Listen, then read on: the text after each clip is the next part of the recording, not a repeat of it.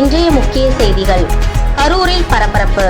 பழைய பேருந்துக்கான வரியை குறைத்து மதிப்பிட 5000 ரூபாய் லஞ்சம் பெற்ற புகாரில் கரூர் வட்டார போக்குவரத்து அலுவலர் அதிரடியாக கைது செய்யப்பட்டுள்ளார். லஞ்ச ஒழிப்புத்துறையினர் இந்த அதிரடி நடவடிக்கையை மேற்கொண்டுள்ளனர். இன்று நடைபெற இருந்த தமிழக வெற்றி கழகம் விஜய் அவர்களின் முதலமைச்சர் பதவியேற்பு விழா திடீரென ஒத்திவைக்கப்பட்டது. ஆளுநர் தரப்பில் இதுவரை அதிகாரப்பூர்வ அழைப்பு வழங்கப்படாததே இதற்கான முக்கிய காரணம் என தகவல்கள் வெளியாகியுள்ளது. இதனால் அரசியல் வட்டாரத்தில் பரபரப்பு ஏற்பட்டுள்ள நிலையில் புதிய தேதி விரைவில் அறிவிக்கப்படும் என எதிர்பார்க்கப்படுகிறது. இத்துடன் இன்றைய செய்திகள் நிறைவடைந்தது. நன்றி, வணக்கம்.